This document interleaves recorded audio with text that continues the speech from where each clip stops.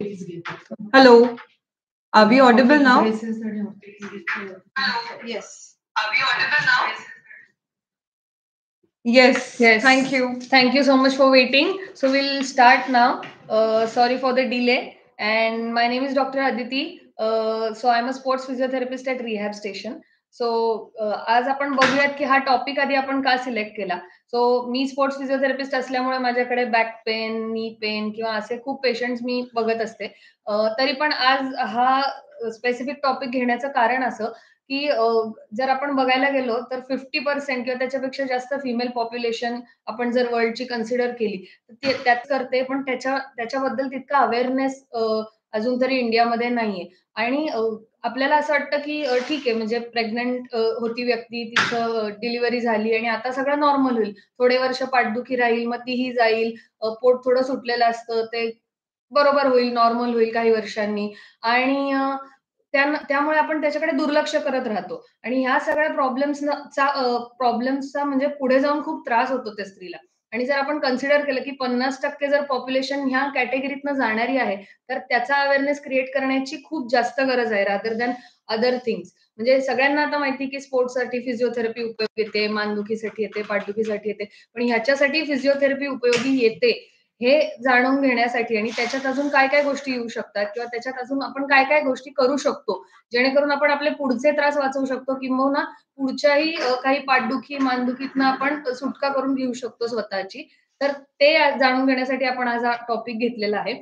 तर आधी मी जशी माझी इंट्रोडक्शन केली, आपल्यासोबत या टॉपिक मधले स्पेशलिस्ट म्हणजे डॉक्टर दिशा आहेत. हॅलो डॉक्टर दिशा. हॅलो. सो त्या आपल्याला याच्याबद्दल गाईडन्स करणारच आहेत आणि मी माझ्या मनातले काही प्रश्न त्यांना विचारणार आहेत. आम्ही एक सर्व्हे केला होता, त्याच्या अंडर ज्या लोकांना गोष्टी खटकल्या किंवा त्यांना माहिती नाहीत त्याबद्दलही आम्ही बोलू. पण तुम्हालाही काही प्रश्न असतील तर आमचा चॅट बॉक्स ओपन आहे. तुम्ही प्रश्न विचारू शकता. आपण सगळ्यांचे प्रश्न एंडला घेणारच आहोत. सो डॉक्टर दिशा यांनी पेल्विक फ्लोर आणि वुमन्स हेल्थमध्ये त्यांचं स्पेशलायझेशन आहे आणि त्यांनी त्याच्यावर बरीच वर्ष काम केलंय. त्यांचा गाढा अभ्यास आहे आणि आपण या विषयावर जेव्हा बोलताना काय-काय गोष्टींची काळजी घेतली पाहिजे, टिप्स काय आहेत, काय केल्यावर या गोष्टी आपण टाळू शकतो, त्याबद्दलही आपण बोलणारच आहोत. सो मी आता डॉक्टर दिशांकडे हँड ओव्हर करते आणि त्या चालू करतील. येस. Hello all. माझं नाव doctor Disha. I have done my specialization in masters in community physiotherapy आणि also I am pelvic health practitioner, certified pelvic health practitioner. So topic जो आहे आपला आजचा, postnatal care and problems faced after delivery, माझा आवडीचा topic म्हणू शकतो. कारण की मास्टर्स केलंय मी, अंडर ग्रॅज्युएशन केलंय, प्रॅक्टिस करते गेले 2 वर्ष.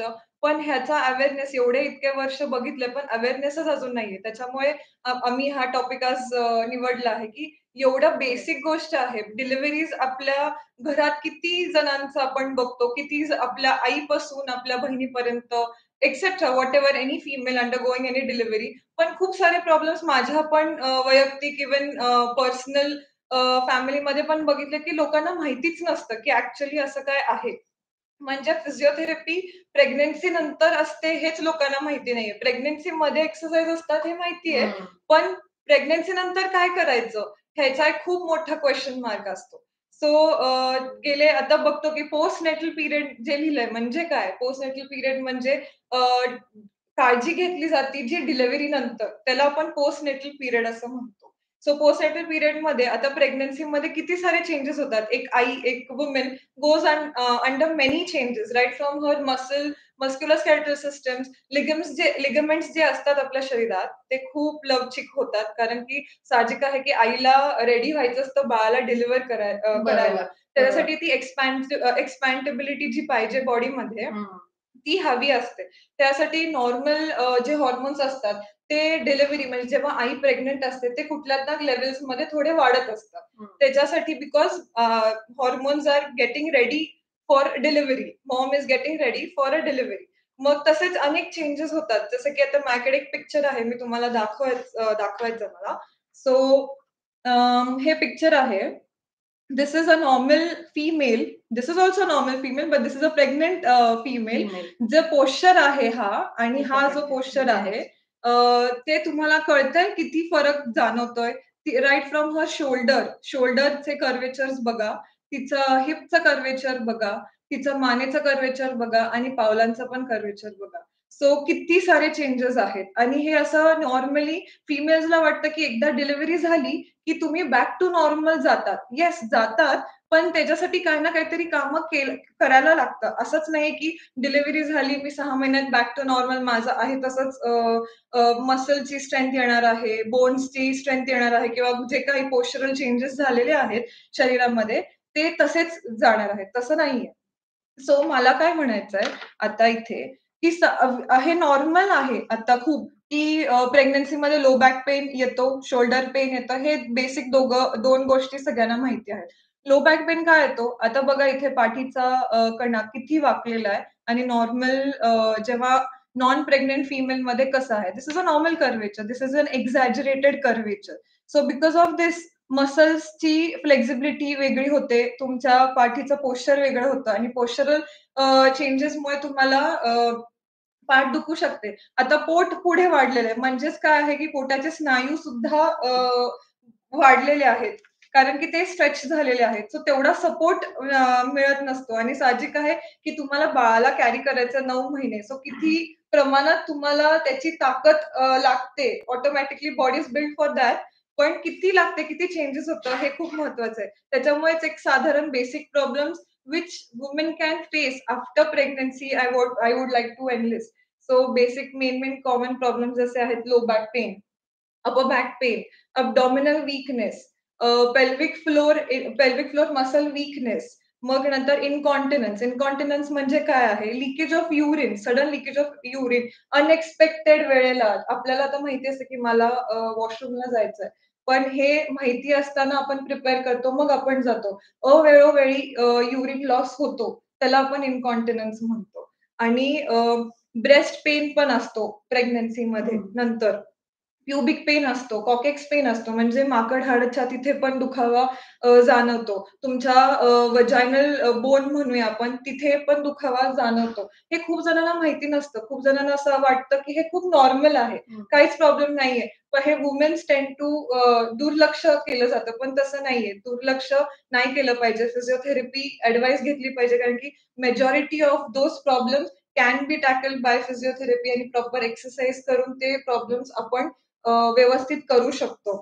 ऑल्सो मला आता युटरस म्हणजे जिथे आपल्याला बाळ ग्रो होतं, ते नॉर्मली एक्झाम्पल तुम्हाला देते, की एक 60 ग्रॅम्स ते एवढंच युटरस असतं आणि जेव्हा बाळ होतं त्यावेळेस ते लिटरली 1 किलो पर्यंत एक्सपॅन्ड होतं. आपलं ब्लड व्हॉल्यूम पण आपल्या बॉडीमध्ये वाढलेलं असतं. ब्रेस्ट टिश्यूज पण वाढतात. मग एवढ्या सगळ्या चेंजेस होतायत. तर साहजिक आहे, की तुम्हाला पोस्ट प्रेग्नन्सी नंतर तुम्हाला स्वतःवरती काळजी किती घ्यावी लागेल. Also our survey says that फिजिओथेरपीने almost more than 50% of problems can be tackled and resolved apart from going to other medications. So किती महत्व आहे या टॉपिकचा हे मला सांगायचं होतं. येस. आणि आपल्या सगळ्यांना हेच माहिती की म्हणजे बाळ जन्माला आल्यावर आपण सगळेजण बाळाचीच जास्त काळजी करायला लागतो आणि स्वतःकडे खूप दुर्लक्ष करायला लागतो आणि त्या नादात किंवा बाळाला मोठं करण्याच्या नादात आपण कुठेतरी म्हणजे ते बायकांमध्ये जास्त होतं, कारण लहान बाळाची काळजी त्यांना जास्त घ्यायची, तर दुर्लक्षच होतं आणि त्याच्यामुळे या सगळ्या गोष्टी घडत जातात. आणि म्हणजे प्रेग्नन्सी नंतर बॅक पेन वगैरे आपण बघितलंय, पण हे जे इतर प्रॉब्लेम्स बद्दल आपण बोललो म्हणजे इनकॉन्टिनन्स म्हणाला की सडन लिकेज ऑफ युरिन, तर त्याच्याबद्दल अजून काय आपण जाणून घेऊ शकतो आणि त्याचे काही प्रकार असतात का, किंवा आधी आपल्याला कळू शकेल का की असं होतंय मला, किंवा साधारण कधी जाणवतं ते आपल्याला? ओके. सो आधी पेल्विक फ्लोर काय आहे हे आपण जाणून घेऊया. तुमच्यासाठी एक छान चित्र मी आणलेलं आहे माझ्याकडे. So basically this is a female body. हे खाली पेल्विक फ्लोर आहे, जे ओटीपोटाचे स्नायू असं आपण म्हणूया मराठीत, जे इथे दिस इज द पिक्चर. आणि हे आयडियली असं असतं, असं दिसतं. दिसतंय सगळ्यांना? So this is your pelvic floor muscle. These are your muscles. आणि मसल्सच्या वरती सगळं येतं, तुमचं ब्लॅडर येतं, युरेथ्रा येतं, जे काही सगळे इंटरनल ऑर्गन्स आहेत ते तुमचा पेल्विक फ्लोर तुम्हाला सपोर्ट करत असतं. सो आता नाव coming back to the question. आता जेव्हा there are 2 types of delivery, normal delivery आणि सिझेरियन डिलिव्हरी. नॉर्मल डिलिव्हरीमध्ये पण काय असतं, की असिस्टेड डिलिव्हरीज असतात. म्हणजे काहींना व्हॅक्यूम फोर्स लागतो, काहींना फोर्सेप्स डिलिव्हरी लागतं. तर ह्यात काय होतं की आपल्याला वाटतं, आणि एपिझोटॉमी पण देतात, खालून कट देतात की जेणेकरून बाळाला बाहेर यायला सोपं जातं. पण ह्यात आपल्याला काय माहिती असतं की ठीक आहे, नॉर्मल डिलिव्हरी हे बेस्ट डिलिव्हरी आहे, कारण नॅचरली आलेलं आहे आणि ह्यात काही इजा होत नाही. पण कुणाला माहितीये की तिथून बाळ बाहेर येतंय म्हणजे काय, तिथे आईच्या पेल्विक फ्लोअरला किती इजा होतीये, किती ट्रॉमा होतोय हे माहिती नसतं. आणि त्यावेळेला नॉर्मल वाटतं, कारण की आई त्याच पेन मध्ये असते, थोड्या दिवस तसंच जातं, महिना जातो, 2 महिना जातो, मग ते प्रॉब्लेम्स कुठेतरी समजायला लागतात. तर तो ट्रॉमा पेल्विक फ्लोअरमुळे होतो, वरती होतो. आणि कसं असतं प्रेग्नन्सीमध्ये, जेव्हा मी सांगितलं की हे असं होतंय, तर पोश्चरल चेंजेस होत आहेत. सो सी इमॅजिन, बेबी आहे, बेबी आणि इथे पेल्विक फ्लोअर आहे. सो सगळा भार तुमचा पेल्विक फ्लोअर घेतोय. So pelvic floor is always under stress throughout all 9 months. तर तेवढं ते स्ट्रॉंग आहे, पण डिलिव्हरी नंतर जेव्हा ते एक्सपॅन्ड होतं, तर ती बॅक टू नॉर्मल नाही होत. कुठे ना कुठेतरी ते विकनेस राहतं, आणि दिस इज प्रूव्हन. सो विकनेस राहतो, त्याच्यामुळे काय होतं की इनकॉन्टिनन्स होऊ शकतं. So unavoidable leakage of urine होऊ शकतं. म्हणजे आपण खोकलो, शिंकलो, हसलो, उठताना वजन काहीतरी जड वजन उचलताना, किंवा कदाचित बाळाचं पण वजन जास्त असेल तर बाळ पण उचलताना युरिन लीक होऊ शकते. बरोबर. तर त्याच्यामुळे होतं, because of your pelvic floor weakness, urinary incontinence can set in. So this should be tackled, and this can be tackled with अशा सुंदर एक्सरसाइजेस आहेत आपल्या फिजिओथेरपीमध्ये, की जे आपण इनकॉन्टिनन्सला देऊ शकतो आणि इनकॉन्टिनन्स कमी होतो. So this is incontinence. आणि इनकॉन्टिनन्स तू म्हणालीस 2 टाइप्स पाहिजेत तुला. इनकॉन्टिनन्सचे प्रकार पण आहेत. सो खूप प्रकार आहेत, त्यातले 2 मेन सांगते तुम्हाला. There is a stress incontinence and there is urge incontinence. So stress इनकॉन्टिनन्स मध्ये काय होतं की कुठला तरी तुमच्या पोटाचा प्रेशर वाढला, म्हणजे इमॅजिन तुम्ही कॉन्स्टिपेटेड आहात आणि जोर लावून तुम्हाला करावं लागतंय, तर प्रेशर वाढतं. तसंच वजन उचलताना प्रेशर वाढतोय, अब्डॉमिनल प्रेशर वाढतंय, मग शिंकताना प्रेशर वाढते, खोकताना प्रेशर वाढलं, सपोर्ट नसेल पेल्विक फ्लोअरचा, की युरिन लीक झाली, किंवा कुठल्या याच्यात श्वास जरी अडवून ठेवला गेला अचानक व्यायाम करताना तरी पण मग ते होऊ शकतं पोटाचं प्रेशर. करेक्ट. आणि अर्ज इनकॉन्टिनन्स म्हणजे काय, थोडं पाणी पिलं की लगेचच 1-1 तासाला आपल्याला वॉशरूमला जावं लागतं, तर ओव्हर ऍक्टिव्ह असतं कधी कधी, तर त्याच्यामुळे होऊ शकतं अर्ज इनकॉन्टिनन्स. तर ह्याच्यावरती खूप प्री रिक्विजिट आहे, की आधी कसं होतं, प्री प्रेग्नन्सी स्टेट कशी होती, आता कसं आहे. पण बेसिक माहिती इनकॉन्टिनन्स वरती आज खूप महत्वाची होती, कारण की लोकांना माहिती नसतं, which is very common after pregnancy. Correct.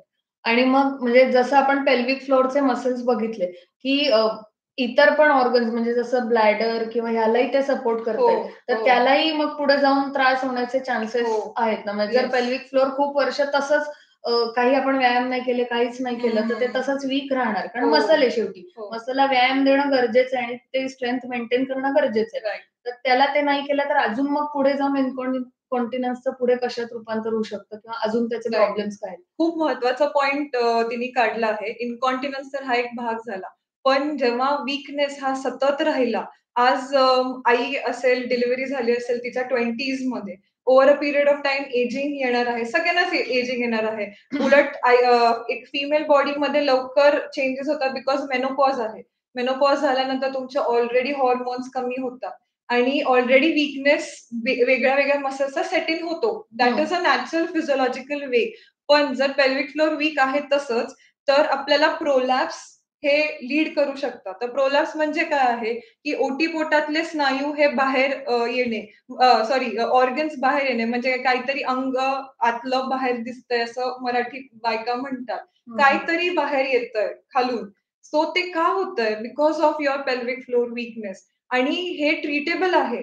त्याचे पण ग्रेड्स आहेत. खूप वीकनेस असेल तर सर्जरी करायला लागते. पण जर आधीच थोडंसंच येतंय, सुरुवात आहे, तर physiotherapy, pelvic floor exercise works wonders, की त्याच्यावरती तुम्ही एक्सरसाइज करून, स्ट्रॉंग करून ते आत जातं. आणि दिस इज प्रूव्हन, म्हणजे लोकांना माहिती आहे नाही, आय डोंट नो, बट तेच सांगायचं आहे की अवेअरनेस किती महत्वाचं आहे आणि एक्सरसाइज केल्यानंतर प्रोलॅप्स कॅन बी ट्रीटेड आणि लोक करतायत, मी करतेय ट्रीट. सो ह्याच्यावरती एक एक्झाम्पल देते तुला.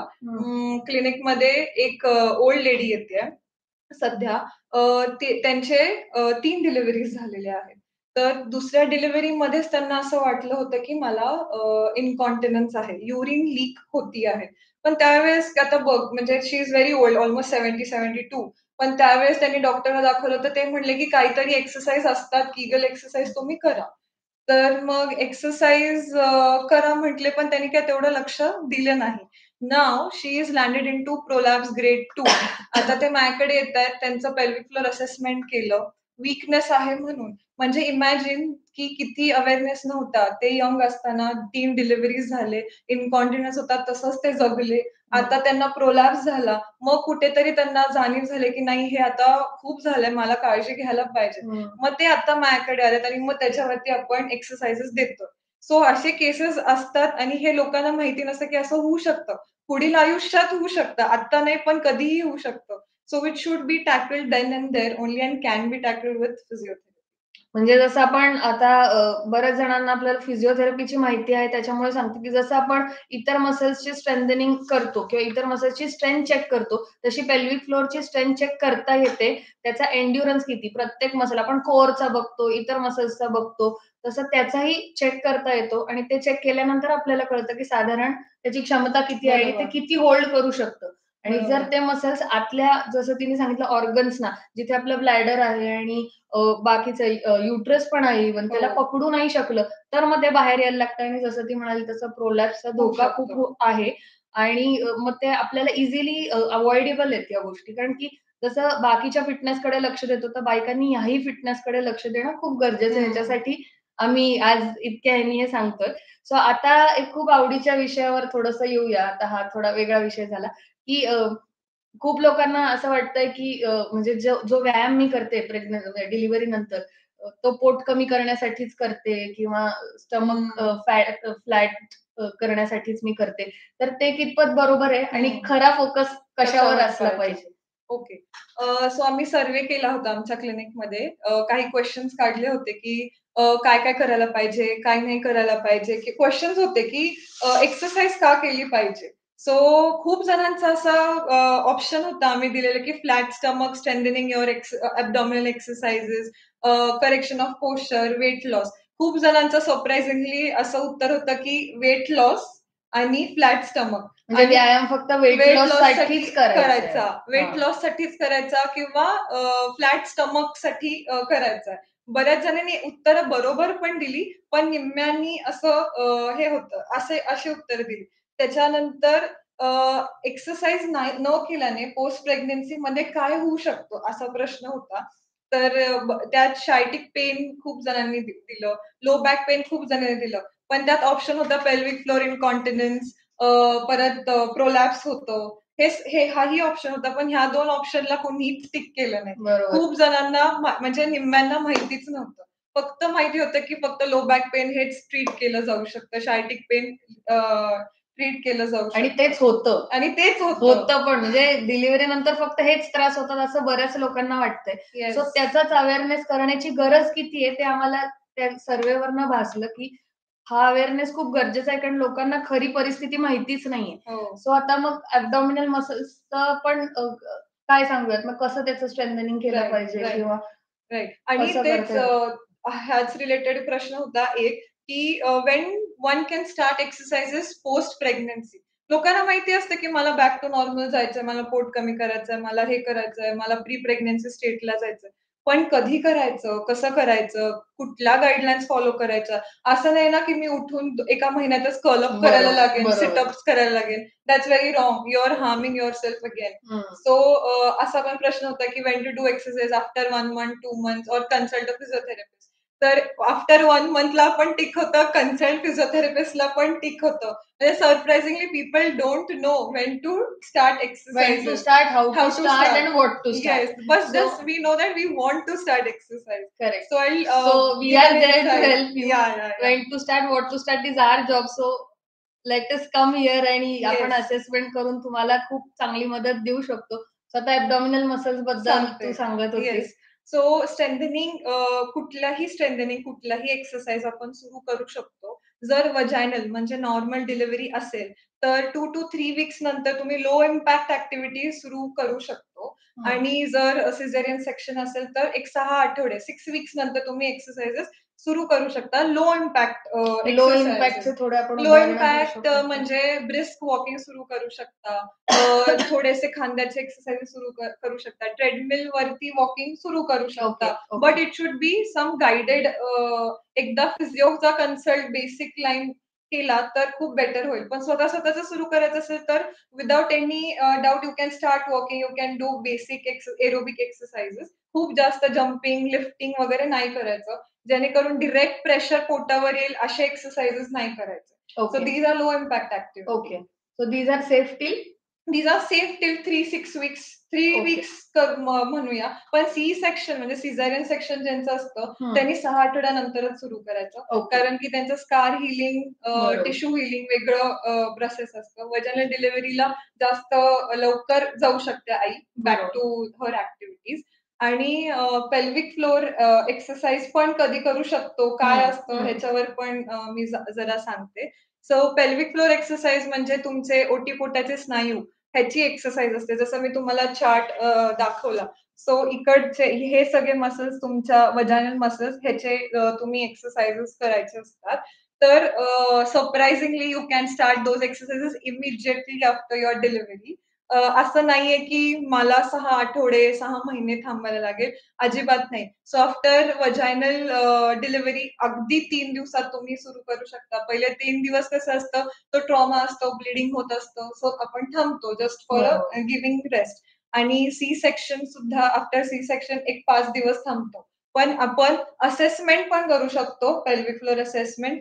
आणि आपण एक्सरसाइजेस पण करू शकतो पेल्विक फ्लोरचे. आणि जरीच थांबायचं असेल तर तुम्ही एक महिना थांबा घरी. And then after 1 month, surely you can visit a physiotherapist, let her assess your pelvic floor and let her design a specific program to meet one's need. So हे असे एक्सरसाइजेस पण आपण त्या कालांतराने सुरू करू शकतो. येस. आणि आता हे आपण कधी काय चालू करू शकतो ह्याच्याबद्दल आपण बोललो. तर आता जेव्हा आपण ॲब्डॉमिनल मसल्स म्हणतो, कोर मसल्स म्हणतो, तेव्हा बॅक पेनचे खूप प्रॉब्लेम्स असतात आणि लोकांना हे माहिती की बॅकसाठी कोर मसल स्ट्रेंथन करायचे किंवा काही लोकांना माहित पण नाही. तर त्याच्याबद्दल थोडं बोलूयात की बॅक पेन असेल तर मग काय करायचं आणि कुठले मसल स्ट्रेंथन करायचे, कधी करायचे? Okay. So let us first understand की बॅकला काय सपोर्ट असतं, बॅकचं काय आहे. आता तुमचा पाठीचा कणा is supported by your all abdominal muscles. जर अब्डॉमिनल मसल्स येस. सो तुमचं आता बघा, हे पोट पुढे आलंय म्हणून तुमचा बाक आलाय. पण पोट जर नॉर्मल असेल, स्ट्रेंथ नॉर्मल असेल, तर तुमचं normal curvature will be maintain. आता जर पोटाचंच वीकनेस असेल तर पाठीला सपोर्ट कोण करणार? पाठ ओव्हर ऍक्टिव्ह होणार. मग तुम्हाला पाठदुखी सुरू होते. कारण की पाठीचेच मसल्स पाठीला एक्झॅजरेटेडली सपोर्ट करायला लागतात, जे त्यांचं काम नाहीये ऍक्च्युअली. सरळ ठेवणं त्यांचं काम आहे. बरोबर. पण ते होत नाही. होल्ड कोण करणार? आणि ऑल्सो अंडरस्टँड युअर कोर म्हणजे हे corset is comprised of not only abdominal muscle. Corset, your core is comprised of abdominal muscles, your pelvic floor, your glute and your diaphragm. तर म्हणजे हे हिपचे मसल्स आणि डायफ्रॅम म्हणजे जे श्वासक्रिया ज्यांनी होते ते श्वासाचे muscles. That is your diaphragm. तर ह्या सगळ्या गोष्टींना होलिस्टिकली बघायला लागतं. There should be a 360 degree approach towards it. जे युजली लोकांमध्ये नसतात. ते फक्त एक युट्यूब वरती किंवा गुगल करतात एक्सरसाइजेस आणि 4 एक्सरसाइजेस करतात आणि मग ते तात्पुरतं बरं वाटतं, नाही बरं वाटत माहित नाही. त्यासोबत पेन किलर पण घेतलेली असते. सो मग ते झाल्यानंतर परत दुखापत होते, temporary effect. Because we are not going into the root cause. That's why. And you are not tackling the core set. Only you are tackling फक्त abdominal muscle. म्हणजे साधारणतः बघायला गेलं तर आपण जो कमरेला दुखणं झाल्यावर जो पट्टा लावतो, तो ज्या ज्या ठिकाणी सपोर्ट करतो ते मसल्स खरं तर आपण स्ट्रेंथन केलं पाहिजे. Rather than putting any belt किंवा बाइंडर, बँड. तर ते मसल्स आपण स्ट्रॉंग केले पाहिजे साध्या भाषेत. आणि बाइंडर सुद्धा अजून सुद्धा लोक बघते मी की बाइंडर 3-3 महिने, 4-4 महिने लावलेला म्हणजे असतो. पोटाला पोटाला जो लावतात. पट्टा असतो. पूर्वीच्या काळात कसं होतं, की बायकांना खूप काम करायला लागायचं. घरचे काम आत्ताही लागतं, पण त्याचं रिझन काय आहे पोटपट्ट्याचे हे जर विचारलं तू आईला, तर आई म्हणेल, की "काही नाही सपोर्टसाठी आहे" आणि असंच मोठ्यांनी काहीतरी सांगितलं म्हणून मी लावते. असंच काहीतरी तुम्हाला उत्तर मिळेल. पण त्याचं रिझन त्याच्यावरती एक इन्साईट देते मी. कारण तुम्हाला आता जरी वजानल डिलिव्हरी झालं असेल, सिझेरियन डिलिव्हरी झालं असेल, तर पोटपट्टा बांधायचा ठीक आहे. पण तो किती वेळ बांधायला पाहिजे? साधारण 1-2 आठवडे, 3 आठवडे मॅक्स टू मॅक्स तेवढा आपण वापरू शकतो. का? कारण की सुरुवातीला सपोर्ट पाहिजे असतो. टाके असतात, टाक्यांना एकदम हिसका बसू नये. वजन बाळाला उचललं तरी हिसका बसू शकतो. काही आईला खोकला किंवा काही असेल, खोकल्यावरती सुद्धा खूप दुखतं टाक्यांवरती. तर त्यासाठी तो बाइंडर दिलेला असतो just for a temporary support. So जसं-जसं तुम्ही बॅक टू नॉर्मल यायला लागता, 1-1.5 महिना जातो, त्यावेळेस त्या बाइंडरची गरज नसते. कारण बाइंडरमध्ये मसल्स काम करत नाहीयेत. Muscles are stable, they are dormant, they are sleeping. कारण की तुम्ही त्याला हक केलेला आहे. बाहेरनं सपोर्ट दिलेला आहे. तर ते तुम्ही 1 महिन्यानंतर, 1.5 महिन्यानंतर वीन ऑफ करायचं आणि मग तुमच्या ॲक्टिव्हिटी मग तुमचा कोर ऑटोमॅटिकली स्वतःहून काम करायला लागेल. तरच तुमचं मसल स्ट्रेंथनिंग होणार आहे. Unless and until you do not wake those muscles, those muscles are not going to be strength. Very good. म्हणजे ही माहिती खरं तर खूप लोकांपर्यंत पोहोचणं गरजेचं आहे. आणि तुम्हालाही काही डाऊट्स असतील, आता आम्ही बरेच प्रश्न घेतोय आणि तुमचेही काही स्वतःचे प्रश्न असतील तर you can type it in our chat box. म्हणजे आपल्याला ते प्रश्न घेता येतील. तुम्ही इथे सांगू शकता किंवा फीडबॅक सुद्धा आम्हाला देऊ शकता, की कसं काय चाललंय. आणि आता मी पुढचे काही प्रश्न जे माझ्या मनात आहे ते घेऊयात. पण तुम्हालाही काही असतील तर आपण ते एंडला घेऊयात प्रश्न. सो एक असं आहे, की मला माहिती आहे, की मला आता प्रेग्नन्सी नंतर काही गोष्टी बदलायला लागणार आहेत. काही माझ्या हॅबिट्स चेंज करायला लागणार आहेत. काही पोश्चर रिलेटेड चेंजेस करायचे आहेत. पण ते कसे करायचे हेच मला माहिती नाही. तर ते काय आणि कसे करावेत आणि काय सेफ आहे? ओके. सो बेसिक 2 एक्सरसाइजचा डेमो तर देणारच आहे मी तुम्हाला. पण त्याच्यावरती थोडंसं बोलायचं की main strengthening your upper limb, strengthening your core muscles, strengthening your glute muscles, these things are very important. कारण अपर लिम्ब म्हणाल तुम्ही, माझं खांदे तर दुखत नाहीयेत. माझं पोश्चर चेंज झालं, पण खांदे का मी स्ट्रेंथनिंग करायला पाहिजे? Understand that you have to lift baby hundreds of times in a day. कारण की बेबीचा डिमांड हे आईचं डिमांड असतं त्यावेळेस. फीडिंगला उचलायला लागतं, नॅपी चेंज करायला उचलायला लागतं, एटसेट्रा एनी रिझन. सो तुमचा डिमांड वाढलाय. खूप जणांचं असतं की म्हणतात की आई, अगं मला बाळाला उचलूनच माझा हात भरून आला, माझा हात दुखायला लागला. तर त्यासाठी तुम्ही काय करताय? सहन करायचं. That was the ultimate reason before. But no, it's not that. So you need to strengthen your upper limb, you need to strengthen your core and also glutes. कारण की तुम्हाला उभं राहायचं असतं, बाळाच्या मागे पळायचं असतं, सगळ्या गोष्टी करायच्या असतात. आणि खांदे असे मी तुम्हाला दाखवते. If I think you are able to see me. So normally आपले खांदे स्ट्रेट आहेत, पण हे प्रेग्नन्सी मध्ये असे होतात बिकॉज तुमचे ब्रेस्ट टिश्यूज इन्क्रीज झालेले असतात. तुम्हाला फीडिंग करायचं असतं, त्याच्यामुळे सारखं आपण बेंड होतो आणि मग ऑल्टिमेटली ती स्लाउच पोझिशन येते. So for that you can do simple retraction exercises. Just take hand like this and do this. You can do it 10 times, 3-4 times a day. So जेणेकरून हे पाठीचे जे 2 बोन्स आहेत ते मागे एकत्र येतात आणि रिट्रॅक्शन होतं. ओके, सो हे करू शकतो. आणि हे कर्वेचर जे एक्झॅजरेटेड आहे प्रेग्नन्सीमध्ये, जे मी आता फोटोमध्ये दाखवलं, ते कसं करेक्ट करायचं? कमरेच्या हाड जो आहे, 2 हाड, इथे तुम्ही बोट ठेवा आणि हे जे एक्झॅजरेटेड हे तुम्हाला मागे घेऊन जायचं. सो अल्टिमेटली काय होतं की हे कर्वेचर ऑब्लिटरेट होतं आणि नॉर्मलाइज होतं. So can do this exercise. So these are few tips की जे तुम्ही प्रेग्नन्सी नंतर ट्राय करू शकता, which will help you relieve ergonomically. आणि ऑल्सो म्हणजे जे काही चेंजेस आले पोश्चर मध्ये ते थोडे करेक्ट करण्यासाठी आपण पाठीसाठी आणि कमरेत जो भाग आलाय ते पाठ सरळ राहण्याच्या दृष्टीने आपण ते करतोय. Yes yes yes. ऑल्सो काय होतं की खूप जणांचा असा प्रश्न असतो की these are personal questions very after delivery. मला बॅक टू नॉर्मल जायचंय, मला माझ्या पर्सनल लाईफमध्ये पण बॅक टू जायचंय, तर मी कसं जाऊ? खूप फिअर असतो लोकांमध्ये, की सेक्शुअल ऍक्टिव्हिटीज हॅम्पर होतील का? मग बेबी आले तर मी त्याला टाइम कसं डिवाइड करू? तर these things has to be taken under consideration. तर त्याच्यासाठी वेन यू एक्सरसाइज, तर एक्सरसाइजमुळे ह्या गोष्टी करेक्टेबल होऊ शकतात. कारण की जर इनकॉन्टिनन्स असेल, तो इनकॉन्टिनन्स लगेच होऊ शकतो पोस्ट डिलिव्हरी. तो लगेच कळू शकतो. तर मग फिअर असतं की how about my sexual activity, how will it hamper? तर त्याच्यासाठी you need to get your pelvic floor assessed. आणि असेसमेंट केल्यानंतर फिजिओथेरपिस्टला कळतं की काय कमी आहे. जसं तू म्हणालीस की त्याचं स्ट्रेंथ आपण घेऊ शकतो. तर त्या अकॉर्डिंगली आपण प्रॅग्मॅटिकली म्हणजे टेलर मेड प्रोटोकॉल त्या व्यक्तीसाठी सेट करून ते आपण नीट करू शकतो. Okay, okay. आणि आता आपण हे एक्सरसाइज बद्दल खूप बोललो किंवा काय करायला पाहिजे किंवा करू शकतो ह्याच्याबद्दल बोललो. पण जर हे काहीच केलं नाही, काहीच केलं नाही तर त्याचं कितपत इंटेन्सिटीनी नंतर त्रास होण्याचे चान्सेस आहे आणि काय त्रास होण्याचे? कारण की बऱ्याच लोकांना वाटतं हे टेम्पररी आहे, जे त्रास मला होत आहेत आणि ते नंतर होतील बरोबर.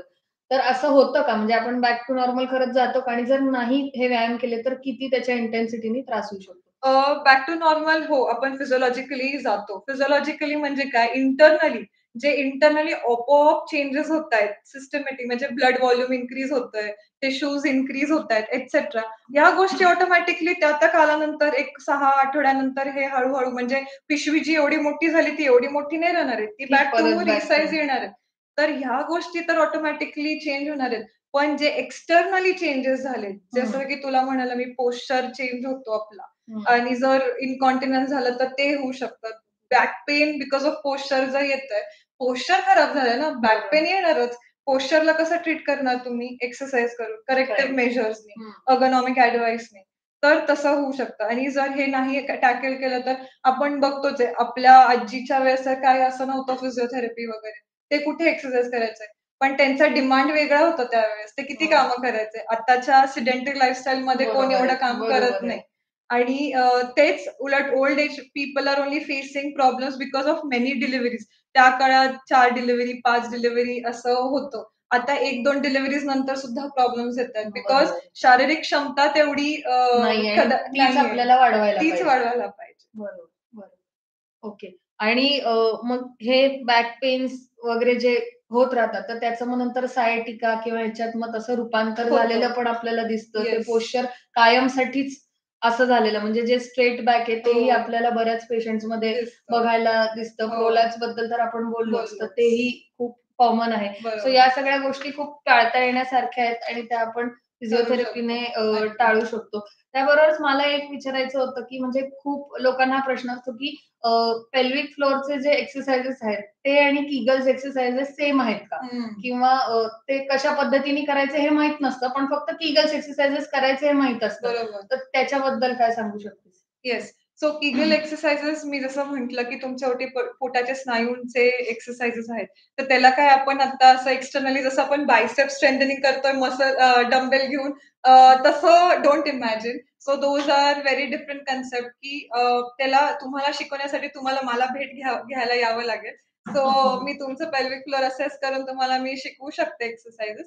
पण त्याला बरोबर होल्ड्स, आपण एक्सरसाइज कॉन्ट्रॅक्शन, मसल कॉन्ट्रॅक्शन कसं असतं, ते प्रॉपर होल्ड्सनी स्ट्रेंथन करू शकतो. Kegels is a name of an exercise for pelvic floor. So yes, you can say that those are same exercises. पण Kegel म्हटलं की काय आहे Kegel? तर त्याच्यासाठी तुम्हाला एक्सरसाइजेस शिकवायला लागतील. ते असं तुम्हाला बघून नाही कळणार. Unless and until you feel those exercise, you understand, you make the aware that part of your body, तर तुम्हाला ते लवकर समजतं. म्हणजे त्याही एरियात अवेअरनेस होणं, तो मसल बरोबर ऍक्टिव्हेट होतोय का नाही ते कळल्यावरच त्या व्यायामाचा उपयोग आहे. अदरवाईज खूप लोक किगल्स करतात पण तरीही वीकनेस आपल्याला दिसतोय. खूप जणांना असं वाटतं की नुसतं म्हणजे लघवीची जागा घट्ट करा, सरळ मराठी भाषेत असंच एवढं माहिती असतं. अरे पण कशी घट्ट करायची, कधी घट्ट करायची, किती वेळ घट्ट करायची, हे लोकांना माहितीच नसतं. आणि घट्ट केल्यावर ती होते का? आणि they end up doing wrong exercises. This is very sensitive part which should be taught in a proper way. आणि एकदा हे व्यायाम शिकल्यानंतर मग घरी पण करता येण्यासारखे आहेत. ऍब्सोल्युटली. उलट इथे 2-3दा बोलून माझ्या देखत करून, कारण की त्यावेळेस कळतं की प्रॉपर कॉन्ट्रॅक्शन होते का. जेव्हा मला किंवा एनी फिजिओथेरपिस्टला कळलं की कॉन्फिडन्स आला की पेशंट घरी आपापलं करू शकतो, तर आपण पाठवूया त्याला घरी. मग होम एक्सरसाइज प्रोटोकॉल आपण देतो की घरी काय काय करावे.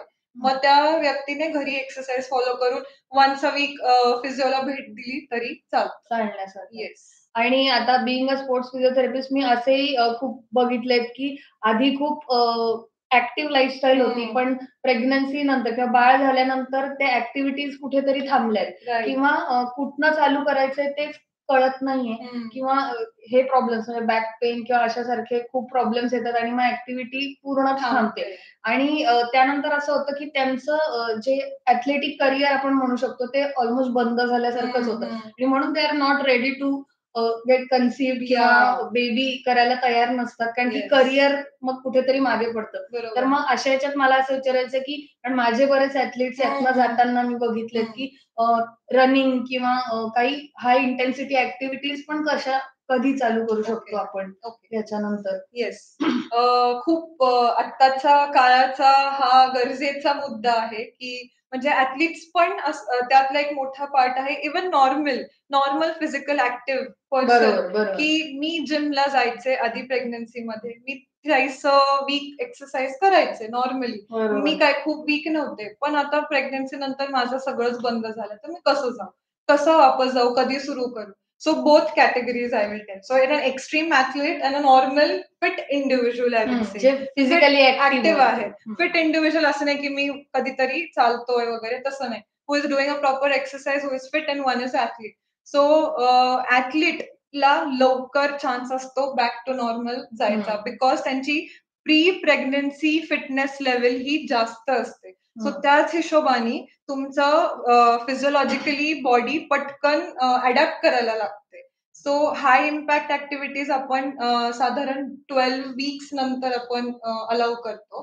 सो जिथे जर 3 महिन्यानंतर 3 महिन्यानंतर हाय इम्पॅक्ट ऍक्टिव्हिटीज सुरू करू शकतो. म्हणजे खूप जोरात रनिंग, स्प्रिंटिंग ऍक्टिव्हिटी असं सुरू करू शकतो. पण एक बेनिफिट असा असतो की ते 6 वीक्स मध्येच थोडे मॉडरेट लेवल्सचे पटपट सुरू करू शकतात. Unless it's a non complicated delivery, ज्यात काय कॉम्प्लिकेशन्स नव्हते, नॉर्मल झालं आहे ते.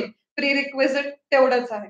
आणि नॉर्मल फिट इंडिव्हिज्युअलला मी जसं तुला म्हटलं की लो इम्पॅक्ट ऍक्टिव्हिटी पासून सुरू करायला लागतं, जे की ऍथलीट मध्ये directly you can start with moderate level. So हा फरक आहे दोघांमध्ये. आणि रिगेनही ऍथलीट्सचं जरा फास्ट होऊ शकतं, कारण मसल मास तेवढा आहे, मसल स्ट्रेंथ तेवढी आहे. तसं नॉर्मल इंडिव्हिज्युअल मध्ये तसं नाही. सो नॉर्मल बाई सिडेंटरी असेल आणि तिला पटकन पळायचं असेल तर ते नाही होऊ शकत. आणि बरीच लोक आता जिमला जाणाऱ्या लोकांची पण एक वेगळी कॅटेगरी आहे आणि त्यांना वेट ट्रेनिंग लिफ्टिंग आणि वेट ट्रेनिंग हा खूप एक आवडीचा विषय असतो. तर ते आपण कसं करू शकतो ह्याच्यावर? वेट ट्रेनिंग आता लोकांना वाटतं की मी जिमला जाते आहे, स्ट्रेंथनिंग करते आहे, करू शकतात.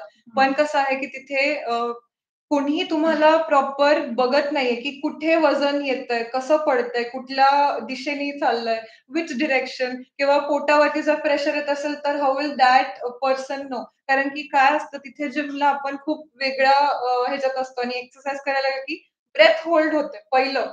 तू नॉर्मल पण बघ, नॉर्मल आपण काही जरी एक्सरसाइज दिले पेशंट्सला तर ते ब्रेथ होल्ड करतात, which is not good in after delivery. कारण की तुमचा जो सपोज सिझेरियन झाला असेल तर एक स्कार येतो जिथून कट केलेला टाके, तर त्याच्यावरती जर लोड आला तर तुम्हाला खूप दुखू शकतं. बिकॉज वेळेच्या आधीच जर लोड टाकलं तर ते हिलिंग स्टेट मध्ये आहे ना. सो मला असं वाटतं की तुम्ही फिजिओथेरपिस्टला न कन्सल्ट करता आपण आपलं जिम सुरू नाही केली पाहिजे. जिम सुरू करायला हरकत नाहीये, but you should consult a professional. किंवा असंही होतं की अप्पर लिम्ब स्ट्रेंथनिंग करायचे म्हणून खूप वजन उचलली जातात आणि मग पोश्चर चेंज झाल्यामुळे मग परत ती वजन बरोबर मसल कडनं उचलली जात नाही. एका मसलसाठी दुसरा कॉम्पेन्सेट करायला लागतो आणि मग सगळंच गणित बिघडत. आणि आपण बघतो जिम पीपल फ्लेक्झिबल नसतात. खूप बघितलेलं आहे की ताकद खूप आहे पण फ्लेक्झिबिलिटी शून्य आहे. तर unless and until you regain your flexibility first, your muscle is not going to work in your optimal level. बरोबर. कारण की कुठेतरी टाइटनेस आहे, मग कुठेतरी पुल येणार मी वजन उचललं. So Correct. First you have to tackle flexibility, strengthening goes hand in hand. Correct. So ते सगळं केल्यानंतरच मग आपण भरपूर वजन उचललं Yes. किंवा हे सगळं चालू करू Yes. शकतो. So it's a gradual process. Yes, आणि we follow guidelines, international guidelines आहेत ह्याच्यावरती, correct. सगळ्या ह्याच्यावर. हं. सो असं नाही की अंदाजे तू 6 आठवडे कशावरनं, 2 आठवडे कशावरनं. सो ह्या गाईडलाईन्स रिसर्च बेस्ड आहेत. So we follow guidelines. त्या गाईडलाईन्सच्या हिशोबानेच आपण प्रोग्रेस देतो सगळ्यांना. Yes. आणि अजून काही असे इश्यूज आपल्याला म्हणजे मदर फेस करते का Yes. ड्युरिंग हर प्रेग्नन्सी किंवा आफ्टर डिलिव्हरी की ज्यांनी पण फिजिकल फिटनेसवर किंवा तिच्या ओव्हरऑल हा, हा. लाईफवर करिअरवर परिणाम होऊ शकतो. Okay. So few issues I would like to say की मॅटर्नल ब्लूज किंवा मॅटर्नल डिप्रेशन किंवा लॉस ऑफ कॉन्फिडन्स हे खूप जणांना पोस्ट प्रेग्नन्सी येतं. कारण की कसं असतं की एक खूप बॉडी कॉन्शियस आई असेल आणि त्या बॉडी चेंजेस झाले तर त्यानंतर She can't handle that. She cannot handle that. Baby पण आहे, बेबीला टेक केअर करायचं, पण मग ह्याच्यात आहे की माझं वजन किती वाढलंय, मग मी कसं जाऊ, ह्या गोंधळात कळत नाही आणि मग ह्या गोंधळात काहीतरी एक्सरसाइजेस सुरू करतात, मग ते तिथे चुका व्हायला तिथे लागतात. चुका व्हायला लागतात. सो हे होतं, this is normal, but one should understand and take a proper consultation. So everyone is here to help. आणि खरं सांग, तुला माहितीये, सगळ्यांना माहितीये, फिजिओथेरपीने ऑलमोस्ट निम्मे प्रॉब्लेम सॉल्व्ह होऊ शकतात. ते जिथे एकही गोळी घ्यायला लागत नाही. Only your exercises are going to help you in future. आणि रिअलिस्टिक गोल्स ठेवले पाहिजेत आईने. सो रिअलिस्टिक गोल्स म्हणजे काय की पहिलं काय होतं की नाही, माझं वजन वाढलंय, मला वजन कमी करायचंय. Is this a realistic goal? No, this is No. Not a realistic goal. First you have to see that your body is healthy, gaining healthily. तुम्हाला, कारण बेबीला सांभाळायचंय. जर आई फिट असेल तर बेबी फिट आहे. आई आणि बेबीचा बॉन्ड नीट होणार. जर आईच सारखं बेडरिडन आहे, आईला बरं नाही वाटत, तर मग बेबीची काळजी आणि आई बेबीचं बॉन्ड कसं होणार? बरोबर. So this should be our first priority. Proper checkup with a physiotherapist. Book an appointment to a physiotherapist. सगळ्या गोष्टींकडे लक्ष दिलं जाईल. Right from your posture to your pelvic health. सगळ्या गोष्टी बघितल्या जातील. This आणि not to run behind काय पोट फ्लॅट करायचंय. ते इट्स नॉट अ मॅजिक वॉन्ड की आज डिलिव्हरी झाली आणि चौथ्या दिवशी पोट फ्लॅट झालं नाही. त्याच्यासाठी काय केलं पाहिजे, तर प्रॉपर एक्सरसाइज रेजिम फॉलो करायला पाहिजे. ह्या गोष्टी करता करताच तुमचा वेट लॉस होणार आहे. आणि बेस्ट वेट लॉस म्हणजे feeding your baby till 1 year, 1.5 year. कारण की नॅचरल ब्रेस्ट फीडिंगनीच तुमचा वेट लॉस होत असतो. हे खूप जणांना माहिती नाहीये. So that is a tip from this awareness session की you must feed your baby. कारण त्याच्यात खूप इम्युनिटी असते मदर्स मिल्क मध्ये बाळासाठी, आणि त्याच्यासाठीच ते बनलेलं आहे. उगीच नाही दिलंय physiologically. So this you have to follow. And ह्याच्यावरच तुम्हाला हेल्दी मदरहुड करता येईल. ओके. सो कोणाला काही क्वेश्चन्स असतील तर आपण आता क्वेश्चन आन्सर सेशन ओपन करतोय. सो काही क्वेश्चन्स असतील किंवा काही अजून डिटेलमध्ये तुम्हाला एक्सप्लेनेशन हवं असेल तर आपण देऊ शकतो. So you can ask. कारण इन्फॉर्मेशन बरीच असते, पण जे काय मेन प्रॉब्लेम्स आहेत ते आम्ही त्याला टच करण्याचा आम्ही आज प्रयत्न केलाय आणि त्या बाबतीत माहिती देण्याचा प्रयत्न केलाय. येस. आणि याबद्दल अजून तुम्हाला काही पर्सनली पण विचारायचे असतील क्वेश्चन्स तर you can always come here. You can ask us on our WhatsApp. We are available on WhatsApp. फेसबुकवर आम्ही आहोत, तिथे तुम्ही क्वेश्चन क्वेरी टाकू शकता. इंस्टाग्रामवर we are there. Go visit our website. तिथे तुम्हाला आमचा नंबर मिळेल. तुम्हाला काय क्वेरीज असतील तर you can call us there. You can leave a message here also on a chat box. आणि जसंही म्हणाली, वेबसाईटवर ह्या बाबतीतली आम्ही बरीच माहिती टाकली आहे, तर तुम्ही जाऊन ती नक्की वाचू शकता. त्यातही वेगळ्या पर्स्पेक्टिव्हनी आम्ही लिहिलेलं आणि वेगळे प्रॉब्लेम्स आम्ही तिथे टाकण्याचा प्रयत्न केलाय. सो तिथेही जाऊन तुम्हाला बऱ्यापैकी नॉलेज मिळेल. आणि मेन गोष्ट अशी की आता हे नॉलेज तुमच्यापर्यंत आम्ही पोहोचवलंय, but it's your turn to spread it knowledge. Yes. And spread everywhere, कारण की हे खूप इम्पॉर्टंट आहे आणि सगळ्यांना हे माहिती असणं गरजेचं आहे खूप. बरोबर.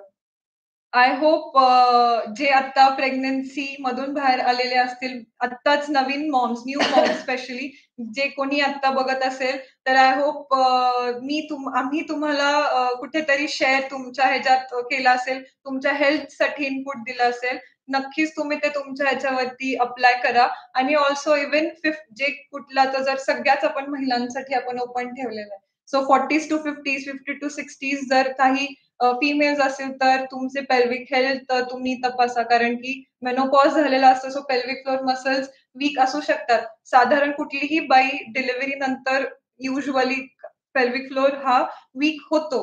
सो वीकनेस कसा आहे की नाही हे जाणून घेण्यासाठी पेल्विक फ्लोर फिजिओथेरपिस्टला भेट घ्या आणि असेस करा. आणि for new moms have a happy healthy motherhood with your baby, and for other ladies have a fit healthy life. Fit 40s, young 50s म्हणूया. So everyone just Yes. do exercises and take care of yourself. Yes, I don't think so कोणी काही questions विचारलेत आपल्याला. Dos and don'ts mention केल्याबद्दल thank you म्हणतायत. खूप सुंदर explanation doctor दिशा, खूप छान एक्सप्लेन केलंय. थँक्यू सो मच सगळ्यांना. ज्यांनी हे सेशन अटेंड केलं त्यांना तर खूप थँक्यू सो मच. आणि जर काही कारणामुळे किंवा वेळेच्या ह्याच्यामुळे जर तुम्हाला हे सेशन अटेंड करता आलं नसेल, तर आम्ही YouTubeवर पण लिंक टाकतोय आणि आपलं हे जे सेशन आहे याची आपण लिंक टाकणारच आहोत. तर ती पण तुम्ही बघू शकता किंवा तुमच्या जवळच्या लोकांना ज्यांना तुम्हाला वाटतं की इन्फॉर्मेशन पोहोचवणं त्यांच्यापर्यंत महत्वाचं आहे, तर तुम्ही ही लिंक त्यांना शेअर करू शकता. Yes. Yes. Very informative session, Dr. Disha. Thank you for your guidance. Yes, Yes. thank you so much everyone for joining us today. बऱ्याच लोकांच्या कमेंट्स इथे येत आहेत. Insightful session, Dr. Disha and Dr. Aditi. Thank you, Pratik. Nice information. Thank you. So, I think आपण आता हे session end करतोय आता इथेच. आणि याबद्दलच आपण कायम अपडेट देत राहणार आहोत किंवा अजूनही तुम्हाला कुठला विषय असेल फिजिओथेरपीतला ज्यातलं अजून काही जाणून घेण्याची इच्छा असेल किंवा काही अजून डिटेलमध्ये जाणून घ्यावंसं वाटत असेल, तर आपण तुमच्यासाठी सेशन्स ठेवू शकतो. तर just let us know in our chat box as well की काय तुम्हाला जाणून घ्यायचंय जास्त किंवा कशाबद्दल नेक्स्ट बोललं सेशन पाहिजे. तुम्हाला हवंय, तर त्यावर आपण करूच शकतो. आणि मोर असेच वेगवेगळे टॉपिक्स आम्ही घेऊन येत असतो दर महिन्याला. तर तुम्ही आमच्या Instagram, जर जे कोणी Instagram युजर्स असतील, तर तुम्ही Instagram पेजला फॉलो करा. Yes. कारण की आम्ही दर महिन्याला वेगळे पोस्ट टाकत असतो विच आर एज्युकेटिव्ह. ऑल्सो आमचा ब्लॉग आहे, सो जे वेबसाईटवरती तुम्हाला कळेल. सो आम्ही ब्लॉग्स पण लिहितो. आणि जे पुण्यातले आहे, जे साप्ताहिक सकाळ यूज करतात, तर ते साप्ताहिक सकाळमध्ये पण आमचे फिजिओज लेख लिहितात. मराठीत असतं ऑफकोर्स. तर असंच वेगळं इनिशिएटिव्ह आहे आमच्याकडून रिहॅब स्टेशन कडून. सो ते तुम्ही जरूर बघा आणि we hope that you will like those things. Okay, Okay. So we take a leave, your leave. Thank you so Thank you much. so much for joining.